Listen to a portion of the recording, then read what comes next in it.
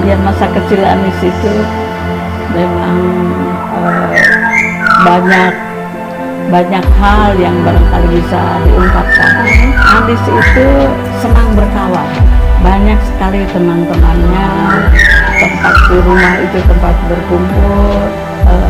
Sejak masa kecil, sejak masih sangat kecil sekali, dia itu sangat mencintai temannya, tetapi dia itu tidak tahu cara mengekspresikannya mungkin. Kadang-kadang temannya itu dipeluk erat-erat sampai nangis, padahal dia itu tidak bermaksud untuk menyakiti temannya, hanya mengekspresikan rasa senangnya, rasa cintanya pada temannya begitu.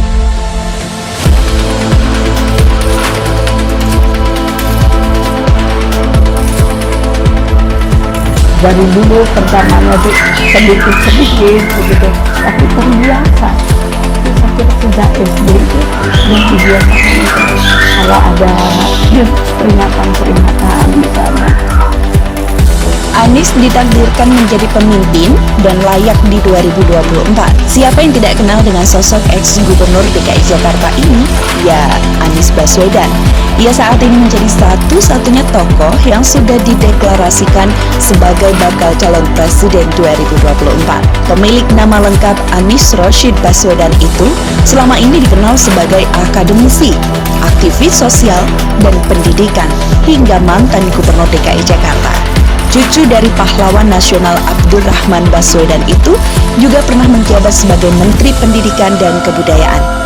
Nama Anies Baswedan mulai dikenal publik ketika menjabat sebagai Rektor Universitas Paramadina periode 2007-2015. Istimewanya, ketika itu Anies tercatat sebagai rektor termuda di Indonesia dengan usia 38 tahun. Dilihat dari semua sisi, memang Anies memiliki segudang prestasi dan jiwa kepemimpinan yang dinilai telah dicontohkan dari sosok Anies untuk menjadi inspirasi pemuda Indonesia. Kini usia 53 tahun, mencetus gerakan Indonesia Mengajar dan penggagas gerakan turun tangan itu telah menyatakan kesiapannya pada 16 September 2022 untuk dicalonkan sebagai calon presiden pada pemilu presiden 2024. Berhasilkah Anies menuju puncak negeri menjadi orang nomor 1 di Republik ini?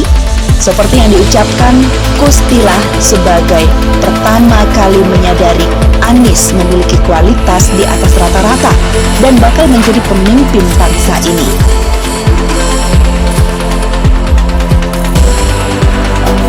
Ya, masa kecil Anies itu memang banyak hal yang barangkali bisa diungkapkan. Anies itu senang berkawan, banyak sekali teman-temannya, tempat di rumah itu tempat berkumpul. Sejak masa kecil, sejak masih sangat kecil sekali, dia itu sangat mencintai temannya, tetapi dia itu tidak tahu cara mengekspresikannya mungkin. Kadang-kadang temannya itu dipeluk erat-erat sampai nangis, padahal dia itu tidak bermaksud untuk menyakiti temannya, hanya mengekspresikan rasa senangnya, rasa cintanya pada temannya begitu. Bakal calon presiden atau baca pres Partai Nasdem Anies Rashid Baswedan PhD mengunggah video saat menghadiri rapat pimpinan nasional atau Rapimnas Dewan Koperasi Indonesia atau Dekopin pada 26 November 2022 melalui video Instagram pribadinya Anies Baswedan. Video itu berjudul "Bagaimana Memilih Pemimpin?".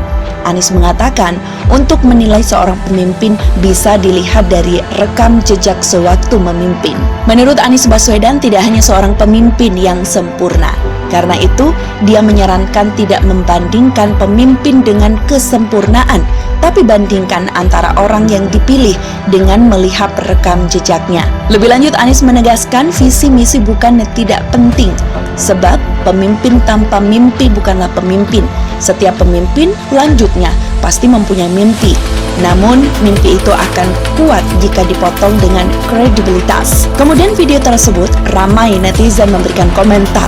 Banyak dari mereka menyukai gajah berbicaranya yang tertata dan tidak pernah mengaku hasil kerjanya sendiri.